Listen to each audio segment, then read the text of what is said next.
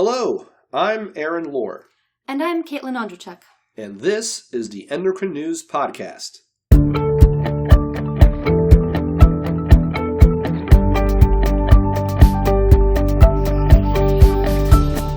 Today we're talking about the sometimes conflicting perspectives on the treatment of menopausal symptoms.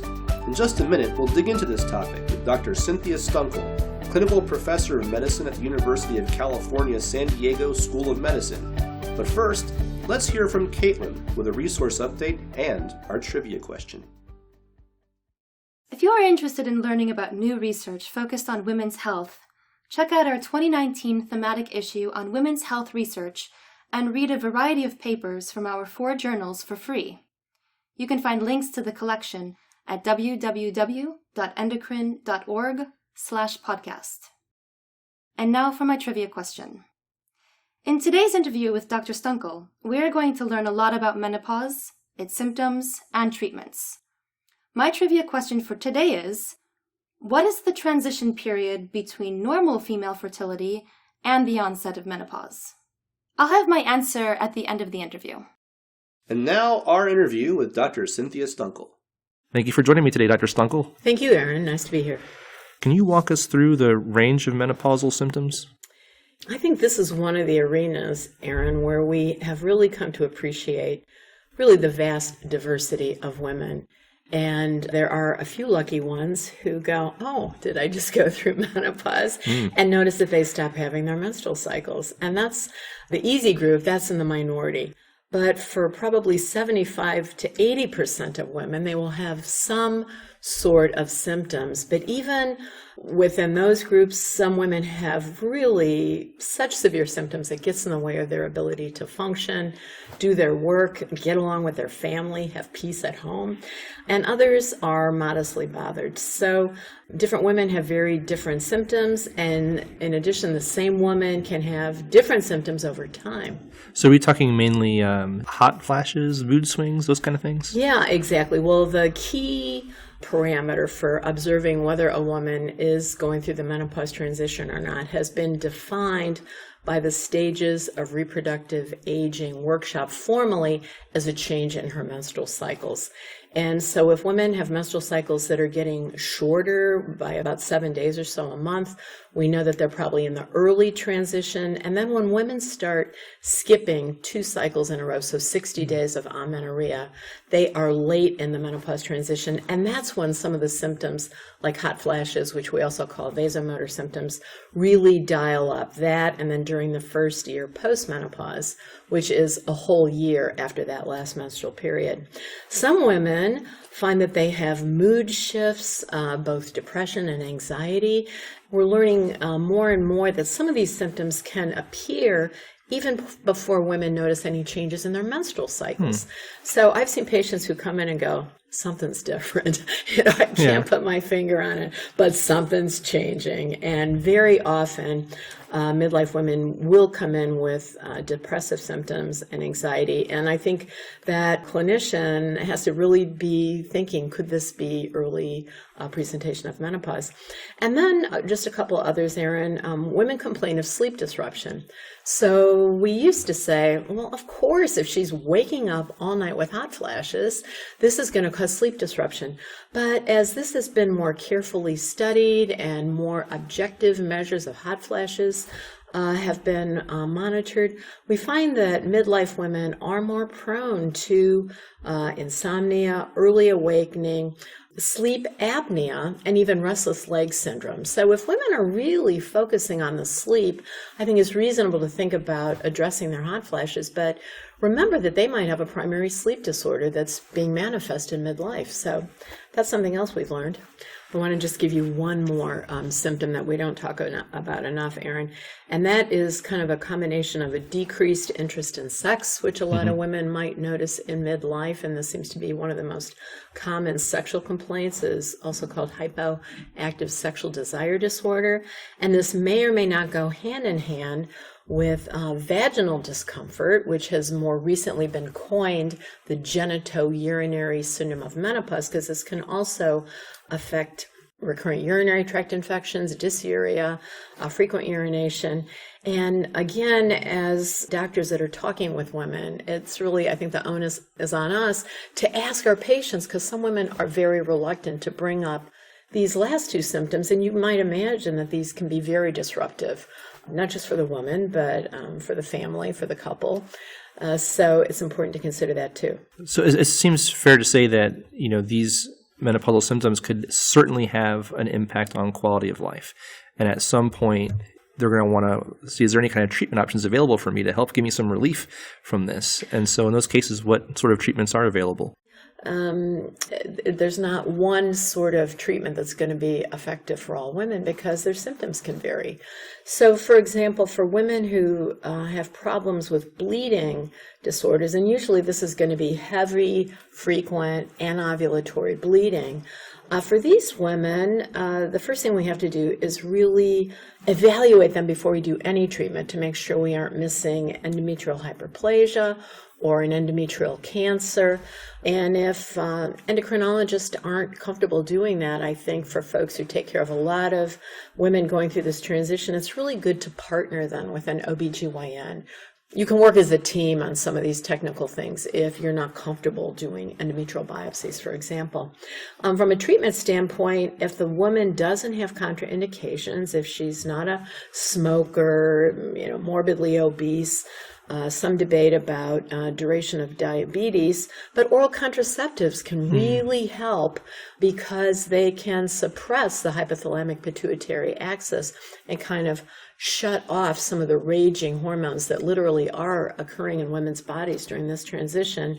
And they can not only reduce the bleeding and regulate the bleeding, but then also there's plenty of estrogen in an oral contraceptive, probably 4 to 8 times more than postmenopausal hormone therapies. And this can also help women with things like hot flashes, sometimes the sleep disorders, even some of the mood can be improved by oral contraceptives. And groups like ACOG and the World Health advise that it's okay to leave women on this until 50, some say until 55, by which time 95% of women have gone through menopause. So it can be just a nice, smooth transition.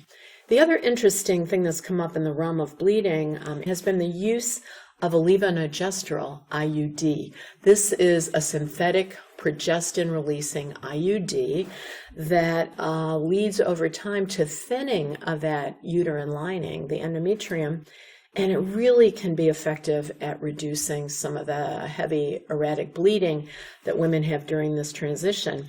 And because these IUDs can be in place at least 7 years, some suggest perhaps even longer, it's kind of a nice combination to use.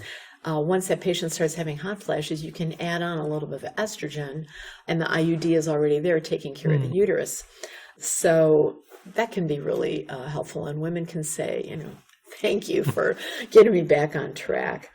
For hot flashes, it's a whole other story. And hot flashes have really evolved as we understand the science of the menopause transition, as a point of interest. I think we used to think, again, this is a nuisance symptom. It can embarrass women if they have a lot of flushing and sweating.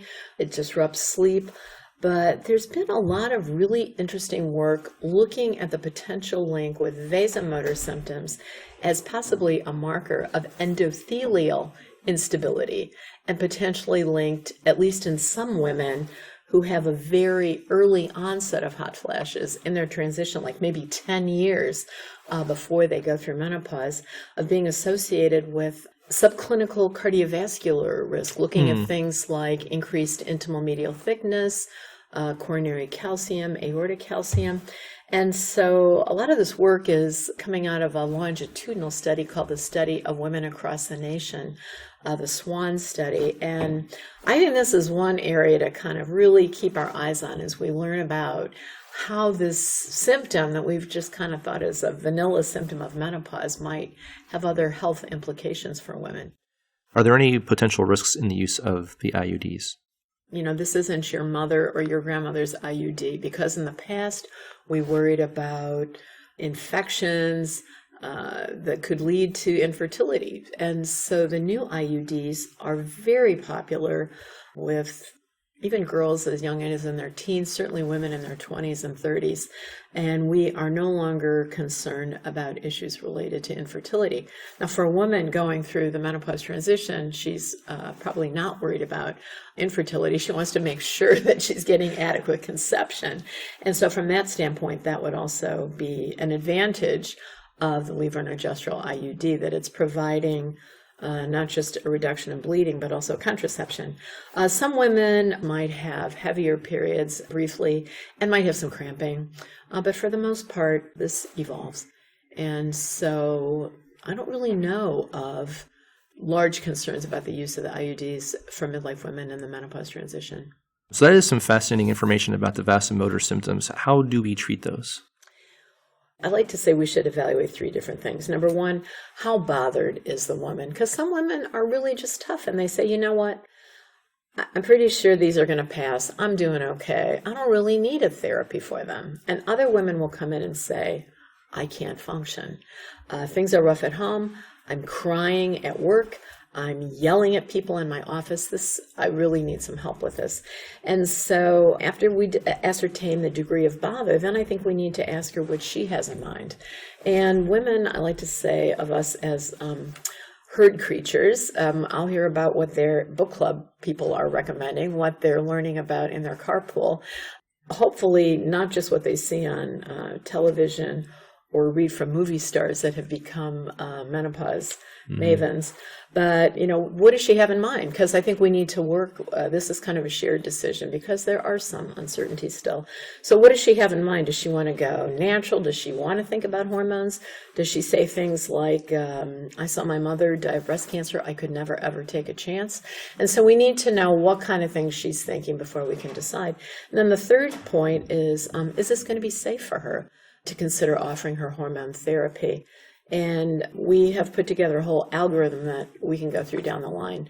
We included in our Endocrine Society clinical practice guidelines a few years ago to recommend how to go about that. So menopausal hormone therapy is the most effective therapy we have, but it's certainly not the only one, Aaron. Mm-hmm. And a number of good randomized controlled trials were done in women, for example, with breast cancer. And this is where some of the ability of some of the antidepressants, the SSRIs, the SNRIs were discovered.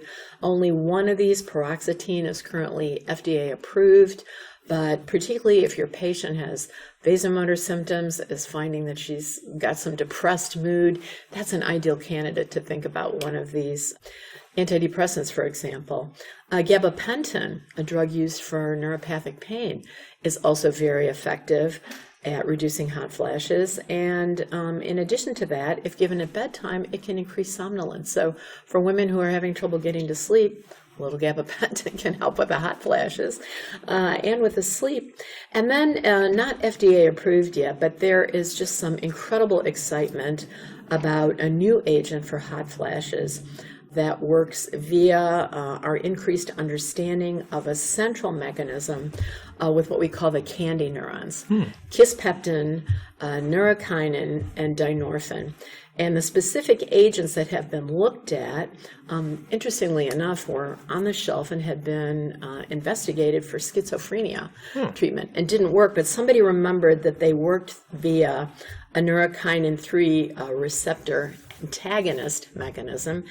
And these drugs in short-term trials to date are just powerful. They can almost wipe hot flashes out within a period of days. Wow. And so everybody's kind of got their eye on some of the long-term data about these. I was asked with a colleague to write an editorial about these, and the data looked really compelling, but that particular agent was taken off the shelf of being in the studies because it was associated with an increase in liver enzymes. So my question was, is this going to be a new panacea, this class of agents, or is this just a flash in the pan? And so, but the neurokinin 3 receptor antagonists, I think folks need to keep an eye for that because that would be a new agent that would be really effective, more so than some of the other prescription therapies that we have right now, but would not be altering the hormonal milieu so much, so that the kind of things that we worry about with too much estrogen or too much of the wrong kind of estrogen anyhow. So that's really interesting. There are alternatives, and some women say, what can I do that doesn't involve any medications?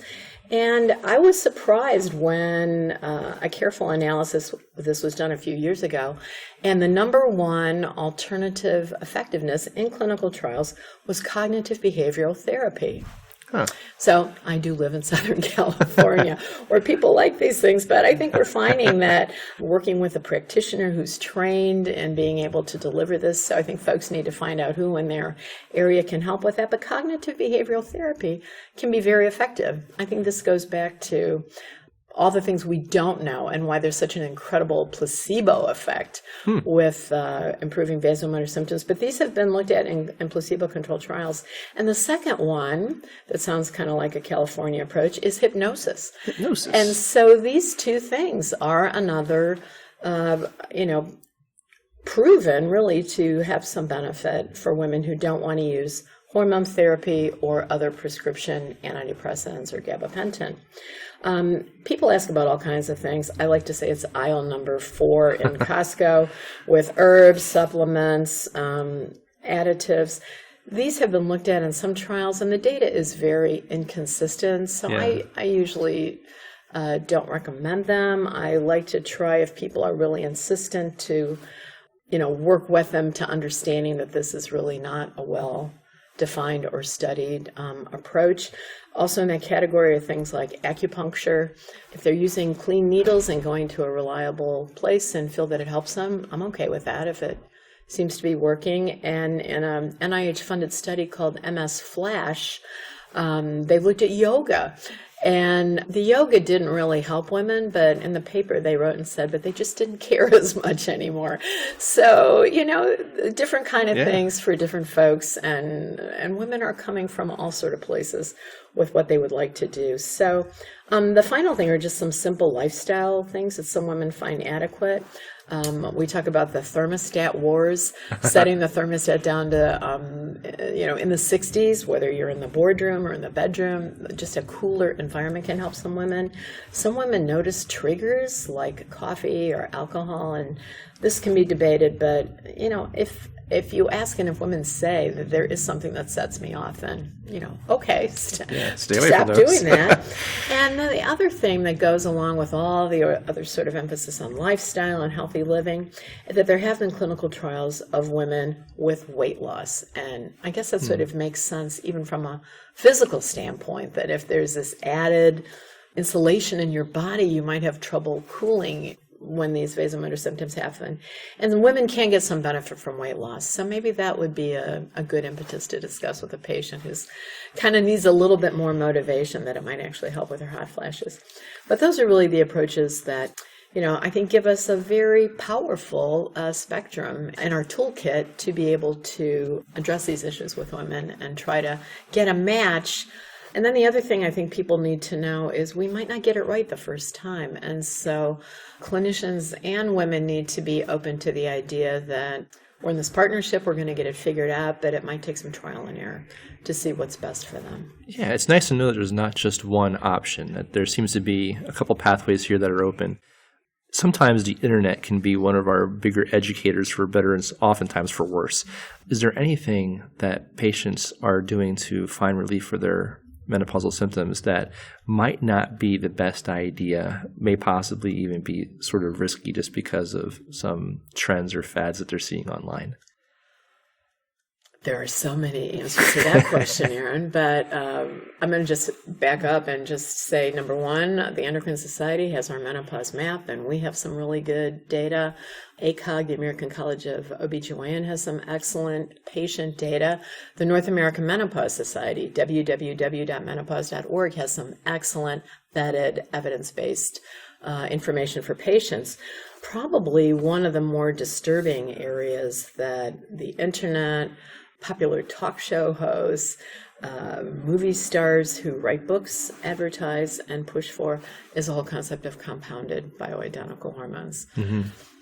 This has really taken off as an entire kind of movement and industry unto itself.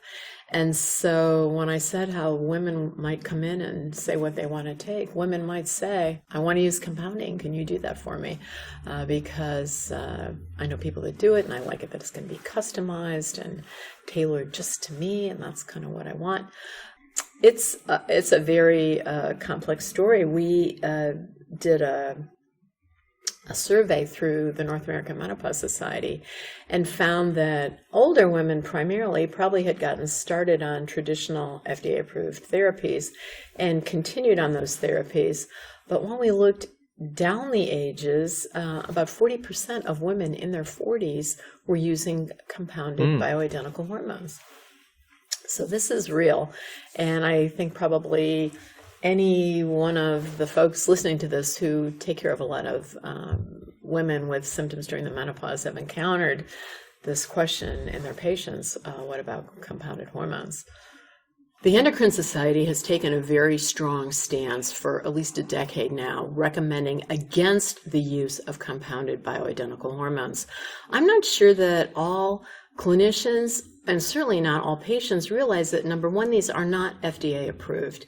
Because they are not FDA approved, they do not have to follow standards in manufacturing, in content, in consistency of batch. They are not required, as our FDA approved products are, to be tested in clinical trials to demonstrate efficacy and safety, and they are not required to have a package insert to tell patients the potential risks and benefits that they need to be concerned about. There have been some disturbing findings to suggest that perhaps some women who are using compounded hormones may, for example, have an elevation in the risk of uterine cancer, whether that's because they're getting too much estrogen, not enough progestin to accommodate that. And so this is a serious side effect. Compounded hormones are not regulated by the FDA, but rather they're regulated by state pharmacy boards.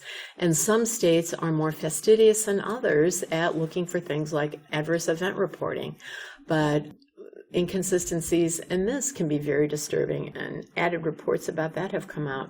So what I like to do is to at least try to reason that we have a number of FDA-approved bioidentical hormones that are available. We have oral and transdermal estradiol, that's 17-beta estradiol. This can come as a patch, as a gel, as a vaginal preparation. Similarly, micronized progesterone is also bioidentical, if you will. There have been recently approved capsules with a combination of 1 milligram of 17-beta estradiol and 100 milligrams of micronized progesterone that would meet criteria for bioidentical. Yet all these preparations have been FDA approved, studied for efficacy and safety, include a package insert. And so I really try to reason with women that we have broad doses available, and that I really try to emphasize that I think that using FDA-approved hormones is the right thing. Okay. Let's talk a little bit about hormone therapy. I'm sure there's a lot of questions that are out there specifically about menopausal hormone therapy. Basically, we've seen a lot of conflicting reports about whether or not it's safe. After the Women's Health Initiative years ago, many thought that it wasn't, but then after a follow-up, it seemed like it was safe for certain individuals. A study just a few weeks ago in The Lancet once more tied it to increased risk of breast cancer. There just seems to be a lot of disagreement. So I wanted to see if you could bring some clarification to the murkiness. Where does the truth lie, and for whom might menopausal hormone therapy be safe? Again, one of my Southern California analogies now, it's like riding a surfboard, and you never know when a really disruptive wave is going to come. So when you're in this business and something like the Lancet report is issued, it can be very disturbing for women, and I think for us as clinicians, because all of us have a goal of do no harm. And the collaborative study, which this Lancet piece was a follow-up of, I think has done an amazing job. I remember the first report was in 1997, so this has been an ongoing thing for several decades. And what they've done is gone back and looked not just kind of combining data from study, but actually getting the individual woman's data from studies and compiling it. But these have primarily been from observational studies over time, well done, prospective, longitudinal studies, but nevertheless observational studies. And so I always worry what specific kind of biases might have led to certain patients being prescribed those hormones, that led to women taking them, that led to women sticking with it over time. But the bottom line of what the Lancet study suggested, the report, was that it looked like there was a clear-cut difference between combined estrogen and progestin therapy, the progestin component being important to protect the lining of the uterus from the estrogen, and estrogen alone in the risk of breast cancer. But it also suggested that there was a real duration effect, that there might be an increase within the first few years, and that there was a pretty straight line increase over time for women who had used hormones for 15 years and beyond. So this is consistent with their previous reports. It's consistent with some of the reports that have been shown from studies like the Nurses' Health Study, another longitudinal prospective study. But it differed a little bit from the findings in the Women's Health Initiative. The Women's Health Initiative, again, was indeed a randomized controlled trial.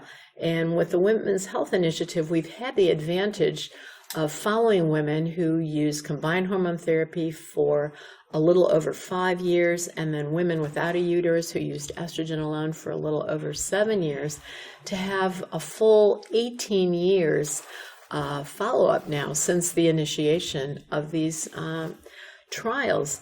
And there's no question that there was a small increase in breast cancer in women on combined therapy. And the number that we used in our clinical practice guidelines was about 3 additional cases of breast cancer per 1,000 women in the ages of 50 to 59, so the young women who are likely to come in for hot flash treatment, per 5 years of therapy. So this is less than 1 per 1,000 additional cases per year. In the Lancet study, the findings were a similar increase, but the absolute increase was about a power of 10 more. And I really can't explain that, Aaron. And for me, I feel comfortable, and in our guideline group, we felt comfortable informing women and other clinicians of the findings in the WHI. As that trial went on, and the women in the combined therapy, during the 18-year follow-up, we're able to look at things like breast cancer and breast cancer mortality. And there was absolutely no increase in breast cancer mortality over that total 18 years. So about 13 years following the 5 years that they stopped taking hormones. The estrogen alone, surprisingly in the WHI, and this differed from studies like the Nurses' Health or this collaborative study, did not show an increase in the risk of breast cancer, and even reported somewhat of a decreased risk. So I don't think any of us would advise women to use conjugated equine estrogens to decrease their risk of breast cancer, but I think it was reassuring that we didn't see a large increase, at least in the women who were treated for 7 years. So kind of thematically, some similar findings, but from a numeric standpoint, a very different outcome. So as someone who sees patients, what are some things that you would look for to determine whether or not hormone therapy might be a viable option? Well, what we did in our guidelines, and I really still like this approach very much, is to answer the question that I think the onus is on us to say, will it be safe? Right. So the first point that we look at is what is the age of the woman and what is her time since menopause, because these were clear-cut breakouts that it took us a while to see reported in the WHI, but it eventually did so. Is she between the ages of 50 and 59? Or is she less than 10 years since the onset of menopause? So that's our first tickie, and we like to focus initiation of hormone therapy in that group. The second thing is, does she have any contraindications? So contraindications would clearly be things like estrogen sensitive cancers like endometrial cancer or breast cancer. Has she had evidence of cardiovascular disease or events in the way of a heart attack or a stroke, or thrombosis in the way of deep vein thrombosis or pulmonary embolus. And in those women, we feel that we've got other options and don't want to, unless you're like Clint Eastwood, do you feel like we don't want to use hormone therapy as a rule?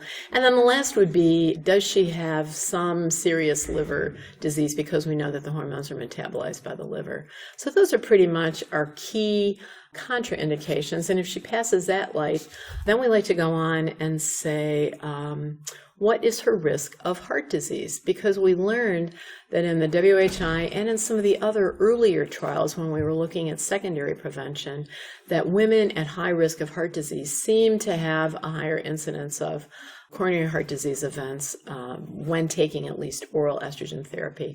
So we recommended in our guidelines that people just sit down and look. I think this is a good idea anyhow in your midlife patients, and look at something like the ACC-AHA cardiovascular risk calculator and see what the number is. And we said for women at low risk, kind of the sky's the limit. She can take whatever kind of hormone therapy she wishes. For women at intermediate risk, these are going to be the patients in your practice who have metabolic syndrome, for example, maybe treated hypertension. That would be a group that hormone therapy would be okay, but we would recommend using a transdermal therapy because we know that that has less hepatic effects. So we're not going to be increasing LDL cholesterol or triglycerides. We're not going to be increasing substrate for thrombosis or hypertension. And so we recommend transdermals for that group. And for women at high risk, who either, and it's hard to get a midlife woman to score that high unless she really has a lot of risk factors or previous events. And that would be another group that we would say, let's use one of the other categories of therapy. Oh, and the final thing is, what is her risk of breast cancer? And we certainly have a number of agents that we can use for breast cancer prevention. And we've learned some pretty interesting lifestyle things that can help with breast cancer prevention as well, like weight loss, exercise, curbing alcohol ingestion. So we recommended looking at a woman's 5-year risk of breast cancer using one of the breast cancer calculators. And again, if she qualified for breast cancer preventive therapy in one of the breast cancer prevention trials, you might want to say to her, gosh, your risk is such that do you want to think about breast cancer prevention, and maybe we should steer away from hormone therapy? Or if she came in at very high risk, then that would be a woman that you just want to say, I'm not so comfortable giving your baseline risk, whether it's based on family history or lifestyle or genetic indication for using that. And then finally, whether or not she has a uterus. No uterus, no progestins. And we know that the progestin component, at least the medroxyprogesterone acetate, in the clinical trials seem to be associated with more in the way of cardiovascular risk and breast cancer. And for that reason, many of us now are leaning more towards the use of micronized progesterone as a more metabolically friendly, perhaps, kind of progestin to protect the uterus. What counsel would you give to the woman who is experiencing debilitating menopausal symptoms and she wants to explore treatment, but she obviously wants to pursue safe options? What does she need to consider, and what sort of conversation should she be having with her doctor?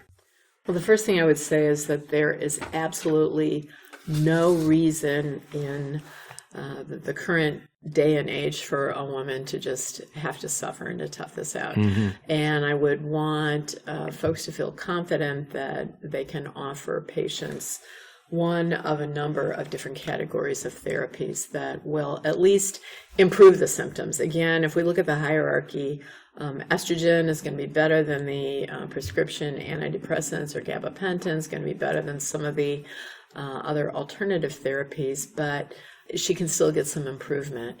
I think she needs to have an honest conversation with her clinician. And some folks just, it's such a complex issue in some ways, and we feel like the data keeps changing. I think folks who are taking care of a very broad spectrum of clinical disorders might feel like, I don't feel like I can keep up enough. So then I think she could ask her doctor, are you, comfortable helping me out with this?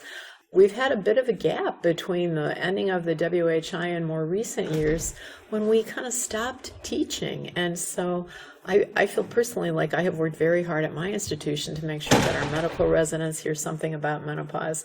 Our endocrine fellows hear something about menopause. They usually get very interested right in the spring before they go into practice. So just ask your clinician, and Endocrine has on our website a find a clinician with areas of interest. So that would be helpful. And again, I think if clinicians opt out of wanting to participate, which I think is very reasonable, then certainly I think folks would have an idea who in their community might be someone who they felt was evidence-based, who they could refer their patient to. I think they could look at some of the websites that we mentioned online. And so again, if you feel that taking care of women in the situation is something that you don't want to do, at least send them to one of the evidence-based websites. We even made up at the Menopause Society an app called MenoPro that has a clinician portal to it, and it has a patient portal. So she can go through and put in her numbers and decide what kind of option looks okay to her, because this usually is not a one-visit discussion, and it's usually not a quick decision. So I think that's something else you could do. And then I would just want patients, again, as we mentioned earlier, to appreciate this is kind of an ongoing thing. They may not find the right answer for them within the first thing that they try. I think it is reasonable, if using hormone therapy, to kind of start low and dial the dose up to a point where she feels like her relief is adequate. We don't have to try to completely eliminate the hot flashes. And most women will know, certainly I think within the first couple months, whether or not they're going to be getting benefit or not. So we have changes we can do in the preparation and the dose and the mode of application, whether it's a pill or a patch or a gel. So lots of different things we can do. And then just, I think women, I want them to have peace of mind and not, it's not going to be good to relieve your hot flashes if you can't sleep at night because you're so nervous about if you're going to hurt yourself with the use of hormone therapy. Well, we covered a lot of ground today, and we also spoke about a lot of resources. And so for those of you who are listening, if you want to find those resources, you can go to www.endocrine.org/podcast. Find this episode. We'll link to everything we talked about today, so you can find those there. And I want to say thank you so much to you, Dr. Stunkel, for joining us today. My pleasure, Aaron. Thank you for having me. In answer to my trivia question, the transition period between normal female fertility and menopause is called perimenopause, or menopause transition. Perimenopause is characterized by major hormonal changes that may start in regularly menstruating women during their 30s. These hormonal changes can result in higher estradiol levels, decreased progesterone, and altered ovarian pituitary hypothalamic feedback loops. If you are interested in learning more about perimenopause and treatments for this important period of time in a woman's life, listen to Dr. Geraldine Pryor in episode 6. We will have a link to this previous podcast at www.endocrine.org/podcast. That's a wrap for this episode. Thanks so much for listening. If you'd like to learn more about treatment for menopausal symptoms, we link to several resources in the description of this episode, which you can find on www.endocrine.org/podcast. There you can also listen to our previous episodes, and you can find the Endocrine News podcast on iTunes or wherever you listen to podcasts. If you're enjoying these episodes, please leave a good review. And if you'd like to reach out to us, you can reach us at podcast@endocrine.org. Thanks again for listening.